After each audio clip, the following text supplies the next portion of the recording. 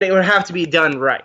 And then, like we said, as far as like all the other guys with Max Holloway and Anthony Pettis, I would love to see those fights happen too. A little more time for that to fester. I think if there's any fight that it's gonna happen, it's gonna be the Tony Ferguson fight or the Conor McGregor fight against Khabib. Yeah, I mean, you just have to look at the reaction that Dana White had the day of what happened with Conor, and then the day after the event happened. So I guess on Friday and then on Sunday. On Friday, he's like, this is the most disgusting thing that's ever happened in the UFC. There's going to be huge repercussions, yada, yada, yada, talking about how, Conor may never fight for the UFC ever again. And then Sunday comes along and he's like, you know what? A lot of things worse have happened in other sports. I'm glad it's only a window on a bus and only 3 fights got canceled. And, I can't say it's surprising considering who is doing that talking and Dana White. If Dana White says something is not going to happen, it's going to happen. If Dana White says something is definitely going to happen, it's definitely not going to happen. I would say, yeah, I mean, those are the top 2 choices for Khabib to defend the lightweight title in his first matchup as champion would either be Tony Ferguson. Hopefully his knee injury isn't too serious. I know it's not an ACL, so it's not going to be like a 9-month process. So hopefully, by the end of the year, they can try that one more time. I mean, it's kind of testing the MMA gods, like we said, considering they've already booked that one 4 times. So just have a lot of guys in, the lineup waiting in case one of them gets hurt. And then Conor, the rumor now is that Floyd is trying to come to the UFC and they're going to do some sort of like mixed rules type thing with Conor. Look, as much as I would love to say that I would not go anywhere near that, I'd watch it. I watched their boxing match. It's going to be an event, but it would not be something I would prefer them to do. It'd be a pop culture thing more than an actual fight. And I think, that's fine. I like those things too, just like the normal person. But first and foremost, I am a mixed martial arts fanatic, and I want to see the best guys fight the best guys in MMA and not trying to go box Floyd Mayweather or have Stipe Miocic try to box Anthony Joshua, the heavyweight champion boxer. So I just want to see MMA guys fight MMA guys, boxing guys fight boxing guys. So yes, let's see Khabib, Tony Ferguson, or Khabib, Conor McGregor. And if either one of those guys can't go, then put in, Max Holloway again. Max Holloway, he has a great opponent coming up in Brian Ortega. T-City, who knocked out Frankie Edgar a couple of months ago, which was insane. So that's going to be a huge fight. But I like what you said, where you said there's a lot of minor guys. There's a lot of minor stars, guys like Max Holloway, guys like Khabib Nurmagomedov. There's guys like Daniel Cormier. But there's not that John Jones, that Ronda Rousey. Ronda Rousey is now in WWE. There's not that huge bona fide crossing, sports pair, or, into other sports fans because, MMA doesn't leach into the NBA or NFL quite as much as those sports do with their own typical, traditional sports. You need that big name person to be able to blend into the rest of society, grab some interested people and pull them in, or you're not going to have those huge numbers.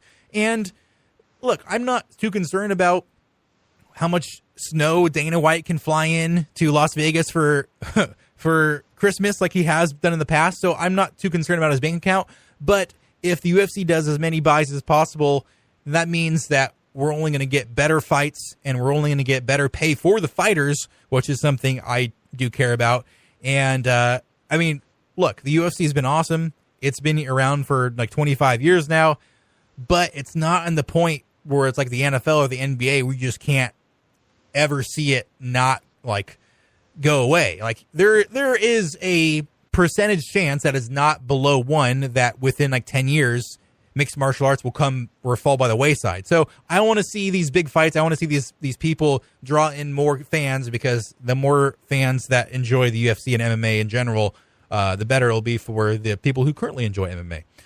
Bobby, we've spent 35 minutes already, and we just talked about one fight and the Conor McGregor stuff. Let's really quickly go over the 2 other fights that I want to talk about on this card, and then we'll go to our first break and talk some NBA basketball. We have some finals from the first round of games tonight, and we have a team that is in the playoffs and a team that is not. Spoiler alert, Minnesota beat Denver in overtime. But Bobby, the co-main event of UFC 223, Rose Namajunas rematching with Joanna Jędrzejczyk for the women's strawweight championship. Rose Namajunas does not knock out Joanna Jędrzejczyk this time, but she wins 49-46 across the board.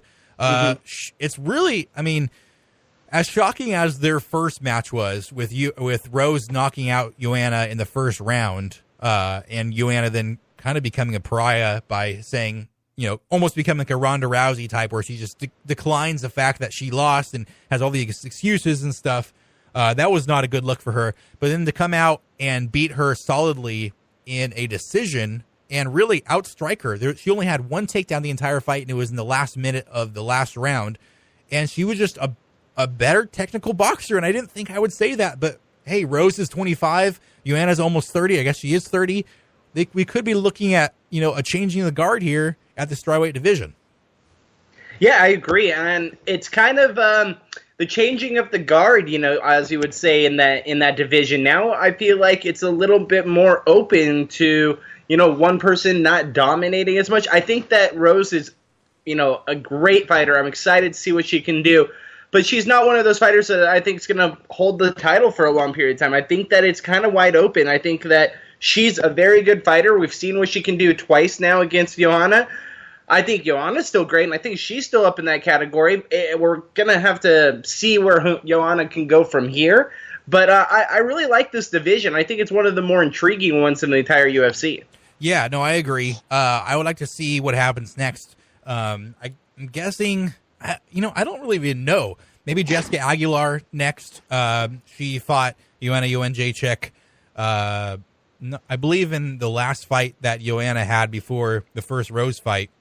She's won a few since then, though, and that might be a good matchup.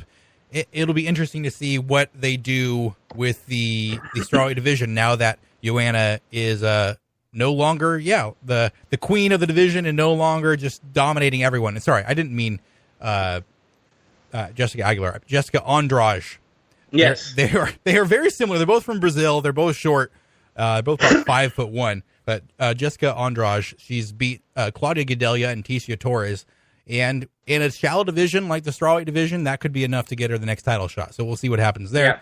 And then there was 3 other fights on the main card, but really quickly, just want to go through 2 of them. Joe Lauzon getting TKO'd at the end of the second round by Chris Gruetzemacher. Joe Lauzon has lost 3 in a row now, 6-9 since the start of 2012. It's looking like Joe, and I hate to say it because he's been a favorite of mine and he's just been an awesome fighter for all these years, but he's just taking a lot of punishment. It seems like Joe Lauzon, it may be time to hang him up. Yeah, I agree, and that was a completely dominant fight too. You know, head to toe, 135 total strikes to 49, 128 significant strikes to 48. It was really just a sloppy fight for Lauzon, and like you said, you know, 6-9 since 2012. I think he's gotten this far career-wise because of what he's done earlier in his career, but I completely agree with you. It's just not the same Joe that we're used to. He was an amazing fighter back in the day. Today, it just seems like there's just younger up-and-coming guys that are just more dominant, and he's losing a little bit of speed, a little more of his power, and I don't see him really taking that next step to be someone that's going to, you know, make a title run ever again. He was great. It was a great career for him, but I agree with you. I think it's about the time to hang him up as well. Yeah. Unfortunate there. And a positive spin. We'll finish out this UFC segment with a positive spin. Bobby, I don't know if you saw this fight. This fight was incredible. Zabit Magomedov beat Kyle Bochniak in one of the most entertaining fights of the year. Zabit is a bona fide 100% future title contender. This guy has amazing technical striking skills. He was pulling out crazy spinning kicks and just everything you could want from a stand-up fighter. And then he's facing a guy in Kyle Bochniak who is not the most skilled, but he's kind of a throwback guy to UFC of 10 years ago where he just wants to fight. He's in there just because he wants to scrap. Kyle Bochniak is insane. He was getting hit in the head and would just scream at Zabit and put his tongue out and say, "Come on, bro, let's do this thing." It was a wild fight. If you have not seen it, anyone out there, I would highly recommend finding that fight, at least when it comes to Fight Pass or something in a month. An amazing fight, and like I said, Zabit, he's a beast, and he is going to be fighting for a UFC title, I would say, in the next 2 years. Yeah, I completely agree. It was an amazing fight. I got to see highlights of it. I didn't get to see the whole fight, but what I saw was just, back and forth. And like you said, the other guy being such a throwback fighter to the days of when I was young getting into UFC, it was exactly the type of fight you would really gained and garnered my love for the sport. Just to see it come down to the last few moments where it came down to a decision, but that last, I would say 45 seconds of the fight was just one to really sink your teeth into and be like, this is the UFC I really love to watch. Yeah, for sure. I would like to see both those guys, their next fights, definitely. So I think UFC, maybe not a complete star turn because it wasn't in a main event or co-main event, but I'm sure a lot of fans who watched that and all the fans in attendance at the Barclays Center who had a standing ovation for the guys, they will be greatly looking forward to each of those guys' next fight. All right, Bobby, yep. We've talked, like I said, for about 40 minutes on the UFC. We have probably a little bit more UFC talk coming up later, but we're going to go to break. When we come back, the NBA playoffs are on the horizon. We are, I guess, 2 hours away from the end of the NBA regular season. We're going to recap what has happened so far tonight, who is in, where teams are being slotted at, current scores, and all that and much more. Clupping the Goods here on Spreaker Radio. We'll be right back.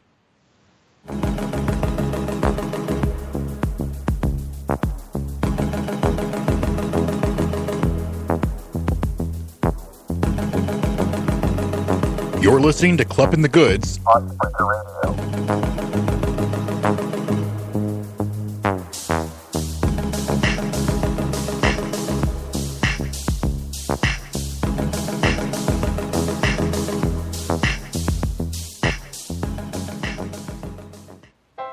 Hello, friends. It's your pal Alex Klupper here to talk about something we all love, but maybe take advantage of sometimes.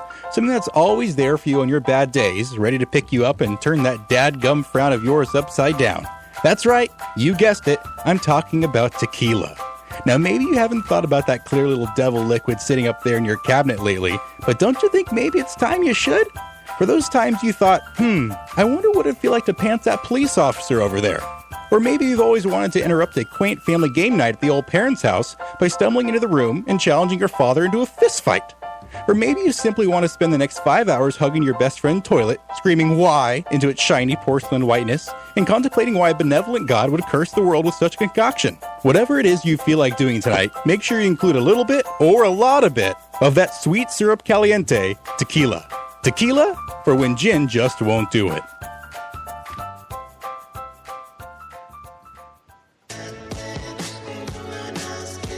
Hi there, Alex Klupper from Clupping the Goods here. Seeing as how Bob and myself are just getting this whole thing started again, we thought we'd reach a hand out to you across the interwebs, unfurl that hand slowly yet assuredly and slowly caw into your ear. Got any change, bruh? Now see, Bobby and myself are both hardworking men, but this is still a hobby. And maybe one day we'd like it to be a little bit more? Well, that's where you come in, my friend. If you or your business is looking to get your name out there to the millions of Kluppiacs and Goodsians out there, now is your chance. Shoot me an email at abklupper@gmail.com or reach out to me on Twitter and let's talk business. Cool? Cool.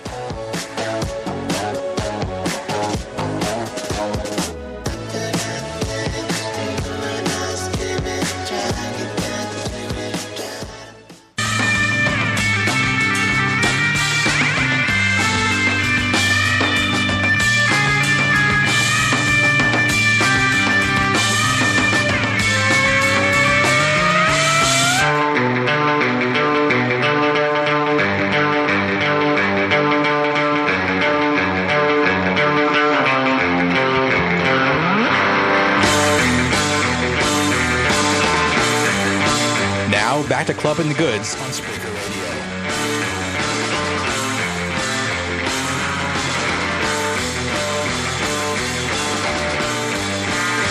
Ah, yeah. Welcome back to Clupping the Goods. Alex Klupper, Bobby Goodsby here on this beautiful April 11th.